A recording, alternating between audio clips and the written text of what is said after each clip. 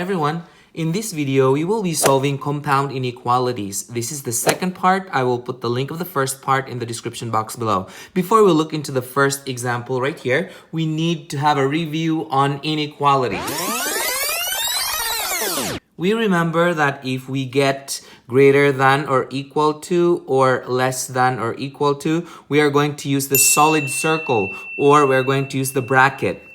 On the other hand, if we have a greater than or less than, we are going to use the open circle or we're going to use the parentheses. Now notice the difference between these two. Once we have a bar underneath the inequality, we're going to use the solid circle. Whenever we don't have a bar underneath the inequality, we use the open circle. So let's go back to the first example. Okay, so we're supposed to solve for x greater than, so this one right here is read as greater than. And since there's no bar, it's just greater than. So this is read as 4x is greater than negative 20. And then 4x is less than 12. There are two methods that we can use in order that we can solve this problem here. We're going to start with the first method right here. So I'm just going to label this as M1, which represents the first method or method 1. So what are we going to do is we're going to copy this.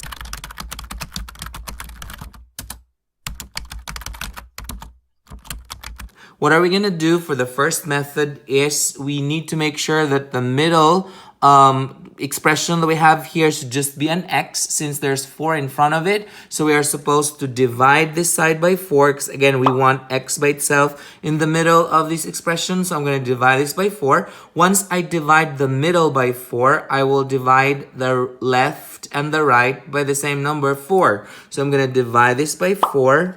I will divide this by 4. So then the leftover now, we can cross out the 4 and the 4.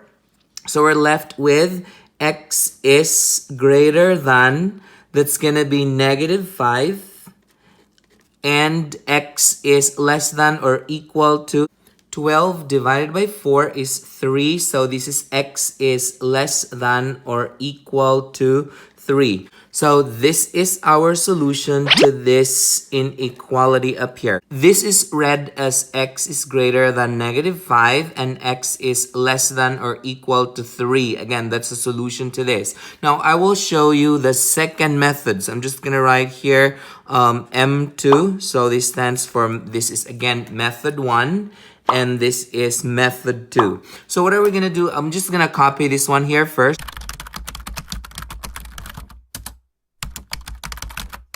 We can divide this equation into two parts. So there's gonna be two parts here. So I will break this down into two parts. So the first part is we cover this part right here so that we only have one inequality right there. So we can rewrite that as negative 20 less than 4x. Again, in order that we can have x by itself on the left side, we can flip this to and then flip the direction of the inequality. So again, that was talked about in the introduction to solving inequalities.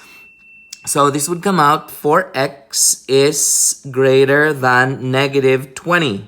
So what I did was I switched because I want the x on the left side of the inequality. So I switch these two. And when I switch it, I will also flip the direction of the inequality. So then from here, I can go ahead and divide both sides by 4. Divide this by 4. So then we are left with x is greater than negative 5.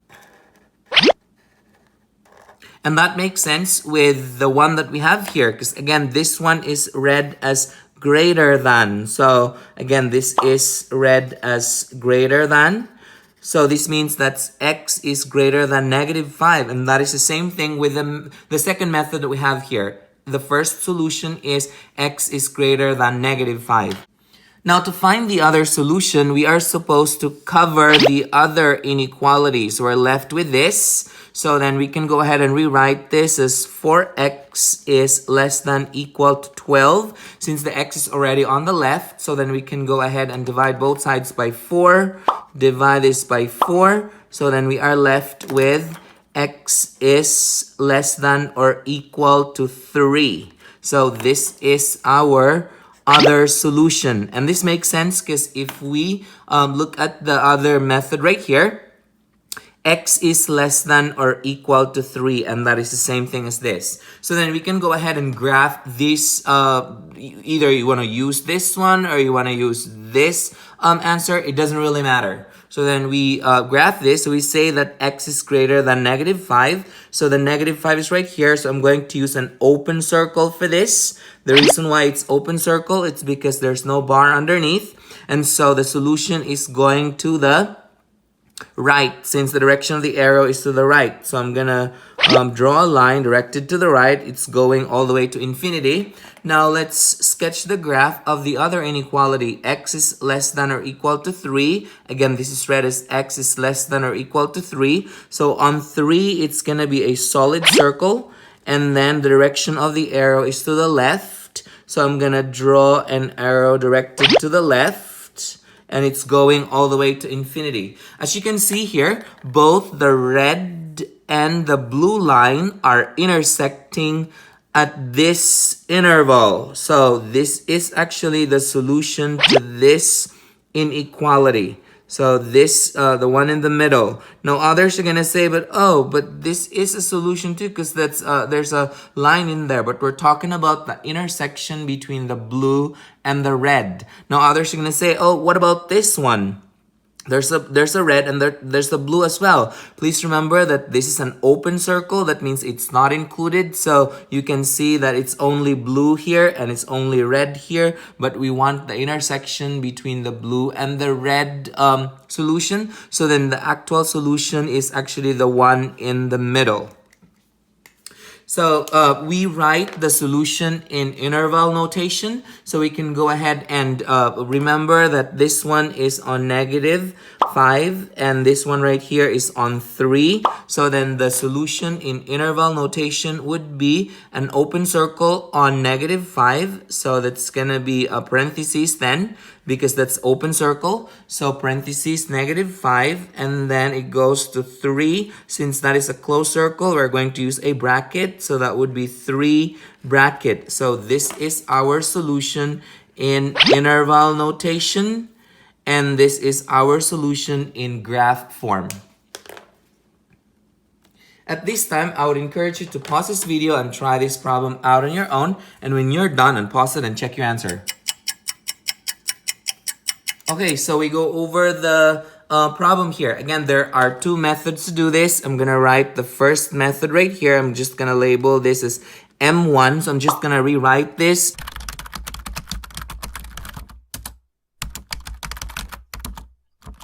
Again, this is read as greater than or equal to. So 2x plus 3 greater than or equal to -5. 2x plus 3 less than 7. Since we want the x by itself in the middle, so then we go ahead and subtract 3 to the 3 sides. The one in the middle will be -3. The one on the left would be -3. The one on the right would be -3. So then we go ahead and cross out the 3 in the middle. So we are left with 2x is greater than or equal to -8, but is less than, that's gonna be 4.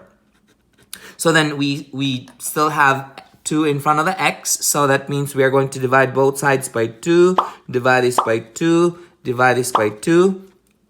So then we are left with just x is greater than or equal to, that's gonna be -8 divided by 2 is -4, and then 4 divided by 2 is less than 2. So this is our solution.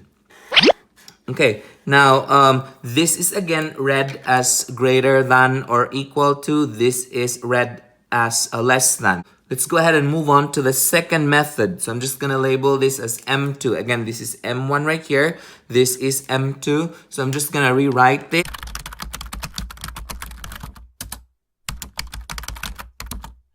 So I will divide this into two inequalities. So the one on the right shall be covered. So we're going to cover this. And so we go ahead and rewrite this as -5 less than equal to 2x plus 3. Now we want the x on the left side. So we flip this. So we flip the direction of the inequality sign as well. So that would be 2x plus 3 greater than equal to -5.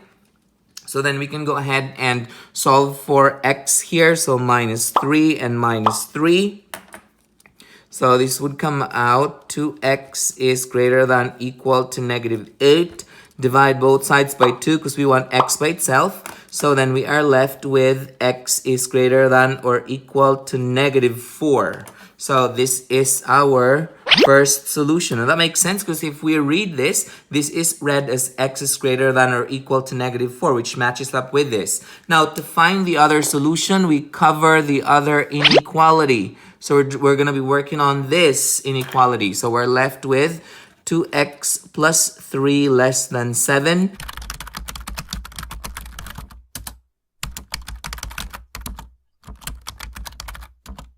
X is less than 2. And then this is the second solution. And this makes sense because if we read this part right here, this is x is less than 2. So both methods, first method or second method, will have the same answer. Now others are going to say, which one do I have to use? It's all up to you which method you prefer and you're comfortable with. Okay, so we're ready to graph this. Let's start graphing the x is greater than or equal to -4. So on -4, it's going to be a closed circle since there is a bar underneath and it's going to the right. So the arrow is going to the right all the way to infinity.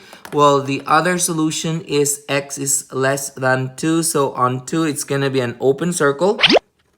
And then the direction of the arrow is going to the left. So I will draw a line going to the left. So then we can go ahead and say that the solution is actually the intersection between the red and the blue line. So this would be our solution to this inequality. Now notice this, that -4 is included as the solution, but the 2 is not included as a solution since this is an open circle. Now let's write our solution in interval notation. Now we remember that this is on -4 and this is on 2 since this is a closed circle. So we're going to use a bracket for this. So that would be -4. And then on the right side, that would be a 2. Since this is an open circle, we are going to use a parentheses. So this is our solution in